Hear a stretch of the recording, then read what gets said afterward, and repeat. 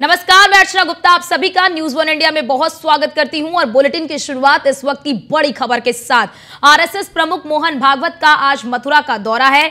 RSS की अखिल भारतीय कार्यकारी मंडल की बैठक में शामिल होंगे। 8 दिन तक प्रवास पर रहेंगे संघ प्रमुख मोहन भागवत। देश के कई अहम मुद्दों पर चर्चा की जाएगी। 25 और 26 अक्टूबर को महत्वपूर्ण बिंदुओं पर बैठक होगी और 46 प्रांतों के प्रांत प्रचारक सह संघ संचालक कार्यवाहक प्रचारक भी इस दौरान मौजूद रहेंगे। और इसी के साथ ही परखम गौ अनुसंधान केंद्र में आयोजित हो रही है संघ की ये महत्वपूर्ण बैठक। तो ये बड़ी जानकारी आपको हम दे रहे हैं। मथुरा से ये खबर है, आरएसएस प्रमुख मोहन भागवत का मथुरा का दौरा है। आरएसएस की अखिल भारतीय कार्यकारी मंडल की बैठक में वो शामिल होंगे और 8 दिनों तक का ये प्रवास है। और इस बैठक के दौरान देश के कई अहम और महत्वपूर्ण मुद्दों पर चर्चा होगी। 25 और 26 अक्टूबर को महत्वपूर्ण बिंदुओं पर चर्चा की जाएगी। आरएसएस प्रमुख मोहन भागवत का आज मथुरा का दौरा कई मायनों में महत्वपूर्ण माना जा रहा है और इस दौरान कई जगहों के जो प्रांत अधिकारी हैं वो भी इस बैठक में शामिल होंगे। देश के कई अहम मुद्दों पर इस बैठक के दौरान चर्चा की जाएगी और खास तौर से 25 और 26 अक्टूबर का जो दिन है वो महत्वपूर्ण रहने वाला है। देश के समसामयिक मुद्दों पर चर्चा होगी। खास तौर से इसमें बताया जा रहा है लव जिहाद, धर्मांतरण, इन मुद्दों को लेकर भी चर्चा की जाएगी। वार्षिक रोजाना की तरह अगर हम बात कर ले, संघ कार्य के विस्तार की जानकारी भी ली जाएगी और इसी के साथ ही और भी कई महत्वपूर्ण मुद्दे इसमें शामिल हैं।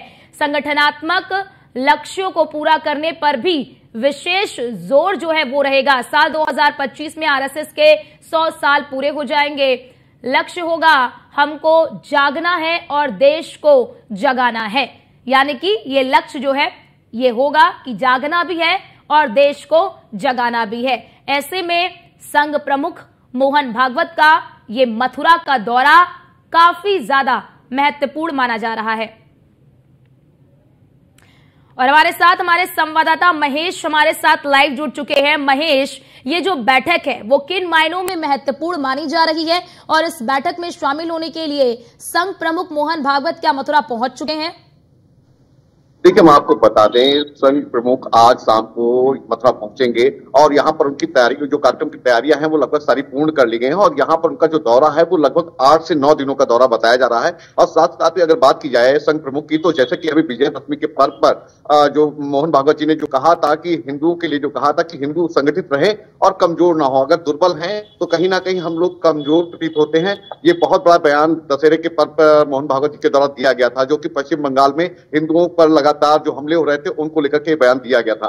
लेकिन बात की जाए मथुरा में, तो मथुरा में आज शाम को देर शाम मोहन भागवत जी मथुरा पहुंचेंगे और 8 या 9 दिन का यहाँ कार्यक्रम उनका बताया जा रहा है। और यहाँ अगर बात की जाए तो पश्चिम उत्तर प्रदेश में ये कार्यक्रम है, साथ ही साथ उत्तर प्रदेश और उत्तराखंड। और यहाँ पर जो मथुरा में इनका दौरा हो रहा है, यहाँ पर सीमा लगी हुई है राजस्थान और हरियाणा की भी।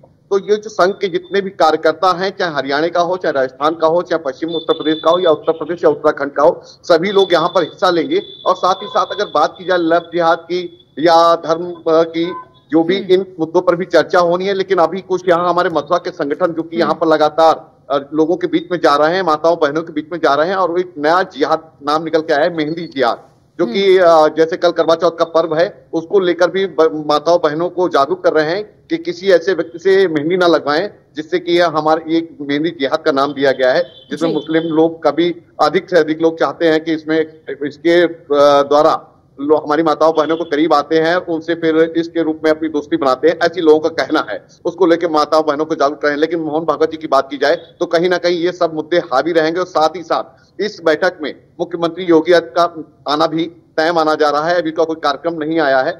और इसके अलावा यहाँ पर अगर बात करें तो यहाँ पर जो राजनीतिक लोग हैं उनसे जो मेरी बात हुई, उनका कहना ये था कि आने वाला 2027 का चुनाव है उसको लेकर के भी यहाँ पर चर्चा होगी, क्योंकि अभी जो 2024 का जो लोकसभा का चुनाव हुआ उसमें कहीं ना कहीं भाजपा को मुंह खानी पड़ी, उनकी 29 सीटें रह गई। उसको लेकर के भी मोहन भागवत अपने सभी लोगों से चर्चा कर सकते हैं। जी महेश, क्योंकि इससे पहले जब हमने देखा कि चुनाव के परिणाम घोषित हो गए थे और गोरखपुर जब पहुंचे थे संघ प्रमुख मोहन भागवत, तो उस दौरान में मुख्यमंत्री योगी आदित्यनाथ से इनकी मुलाकात नहीं हो पाई थी, फोन पर बातचीत हुई थी। ऐसे में मुख्यमंत्री से मुलाकात के क्या मायने निकाले जाए, क्योंकि उत्तर प्रदेश में उपचुनावों की तारीखों का ऐलान हो चुका है। ऐसे में तारीखों के ऐलान के बाद संघ प्रमुख मोहन भागवत का मथुरा का दौरा, 8 दिनों तक का प्रवास, कई संभावनाएं जो हैं वो जताई जा रही हैं।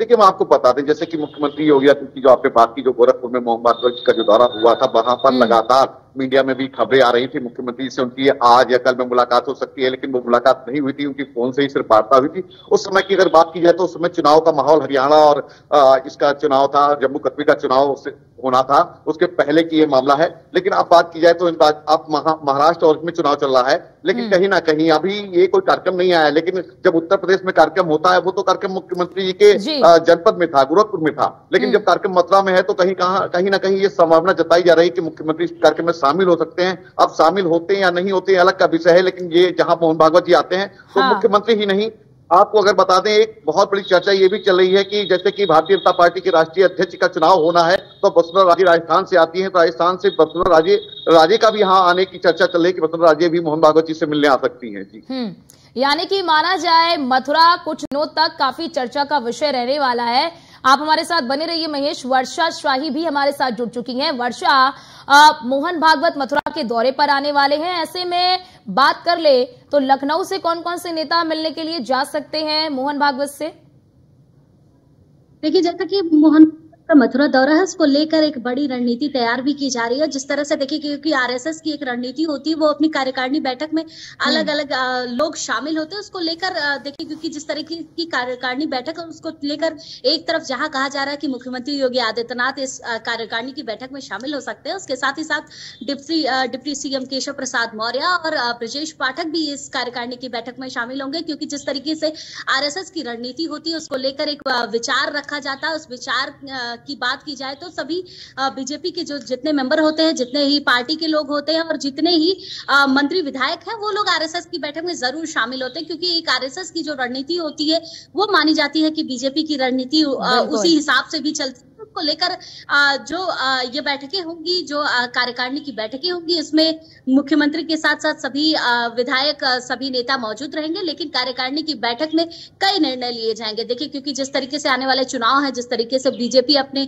कई मुद्दे रखती है, जिसमें आरएसएस सबसे अहम भूमिका रहती है, उसमें आरएसएस अब लगातार उन सभी भूमिकाओं में देखा जाएगा कि वो क्या क्या मुद्दे सामने रखती है, किस तरीके से जो आने वाले चुनाव है उसको लेकर रणनीति बनाई जाती है। क्योंकि देखिए, हर साल कार्यकारिणी की बैठक की जाती है, एक अधिवेशन किया जाता है और दिवाली से पहले ये अधिवेशन किया जाता है। तो जाहिर सी बात है, जिस तरीके से आरएसएस की अधिवेशन चलते हैं, आरएसएस की कार्यकारिणी की बैठक होती है, उसमें एक निर्णय लिए जाते हैं और ये देखा जाता है कि इन बैठकों में किस तरीके से कितने कार्यकर्ता आ सकते हैं, किस तरीके से किस तरीके की रणनीति रखी जा सकती है और क्या क्या अहम मुद्दे पर चर्चा की जा सकती है। क्योंकि आरएसएस की हमेशा से कार्यकारिणी बैठक जो रही है वो चर्चा का विषय रही है। कार्यकारिणी बैठक में हमें हर कोई ये ध्यान रखता है कि कैसे इस बैठक को बाहर नहीं जाने दिया जाए। जो बैठक में चर्चा हुई है वो केवल बैठक ही तक रह सके और उसके बाद किस तरीके से पूरी रणनीति को देखा जा सके और किस तरीके से जो आरएसएस लगातार चीजें कहती है कि वो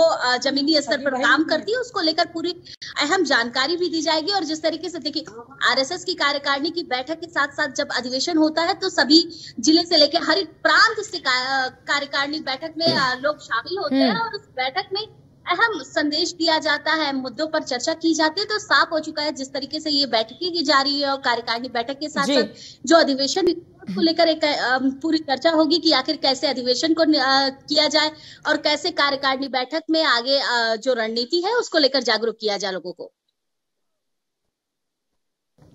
बिल्कुल बिल्कुल। और वर्षा, आपके पास लौटते हैं। महेश, अगर हम बात कर ले मोहन भागवत के दौरे को लेकर, देखिए जब 2024 का चुनाव हुआ उसके बाद जब परिणाम आए तो काफी ज्यादा तल्खियां नजर आई, कुछ ऐसे संकेत गए कि संघ की नहीं बन रही है या फिर संघ की नाराजगी है और इस वजह से ये नुकसान उठाना पड़ा है।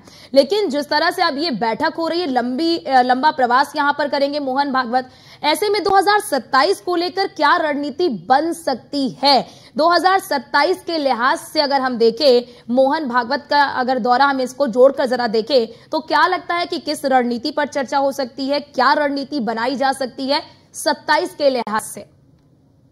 देखिए, हम आपको बता दें, जो 2024 का चुनाव हुआ था, लोकसभा का चुनाव हुआ था, उस समय भी लगातार ये मीडिया में खबरें भी आ रही थी कि संघ प्रमुख या जी संघ के कार्यकर्ता हैं, जो भी संघ को कार्यकर्ताओं को आदेश दिया कि चुनाव से दूर रहें। अब ये आदेश कितना सही था या नहीं था, इसके बारे में जानकारी नहीं है, लेकिन ये मैसेज जनता के बीच में भी गया और स्वयं सेवक जो थे वो प्रत्येक चुनाव में लगातार हमको यहाँ पर दूर ही नजर आए।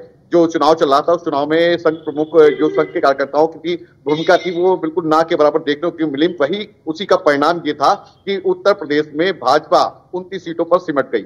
और बात की जाए भी, जैसे कि उदाहरण दिया जाए, हरियाणा चुनाव का उदाहरण दिया जाए, तो हरियाणा चुनाव में अगर देखा जाए, जहां पर लगातार हर मीडिया चैनल कांग्रेस को बहुत बड़ा दिखा रहा था, लेकिन धरातल पर स्वयंसेवक के कार्यकर्ताओं ने जो कार्य किया उसका परिणाम यह है कि भाजपा तीसरी बार पूर्ण बहुमत की सरकार बनाने में कामयाब रही। और बात करते हैं उत्तर प्रदेश की, तो कहीं ना कहीं 2027 के चुनाव को लेकर के यहाँ पर जो चर्चा की जाएगी वो चर्चा इसलिए है क्योंकि लगातार अखिलेश यादव उन्होंने जो पीडीए का नारा दिया है वो कहीं ना कहीं इसका लाभ उनको मिलता नजर आ रहा है। और इसमें सबसे बड़ी कारण यही है कि संघ जो पश्चिम क्षेत्र की अगर मैं बात कर लूं, पश्चिम क्षेत्र में यहाँ पर जो ठाकुर बाहुल्य जो इलाके थे उसमें कहीं ना कहीं नाराजगी देखी गई थी, क्योंकि संघ के जितने भी कार्यकर्ता हैं वो उनको संगठित करने में प्रयास ही नहीं किया था। इसका परिणाम देखने को मिला था, जिसको भाजपा को यहाँ पर नुकसान उठाना पड़ा था। इसको लेकर के भी चर्चा होगी। साथ ही साथ जो मोहन भागवत जी आ रहे हैं, ये सिर्फ उत्तर प्रदेश ही नहीं, उत्तराखंड, बिहार की बात मैंने किसकी बात की है, उत्तराखंड और इसका राजस्थान की मैंने बात की, और हरियाणा में तो चुनाव हो चुका है, सभी को लेकर चलेंगे। लेकिन उत्तर प्रदेश रहेगा, क्योंकि कहीं ना कहीं अगर संघ का कार्यकर्ता जमीन पर उतरता है तो बिल्कुल बिल्कुल उसका फायदा बीजेपी को जरूर मिलता है। हरियाणा के चुनाव में हमने ये देख लिया है। बहुत शुक्रिया आपका महेश, हमारे साथ जुड़ने के लिए, वर्षा आपका भी हमारे साथ जुड़ने के लिए और ये महत्वपूर्ण जानकारी हमारे दर्शकों तक साझा करने के लिए कि आखिरकार मोहन भागवत के इस दौरे के क्या मायने हैं और किन मायनों में ये दौरा महत्वपूर्ण माना जा रहा है।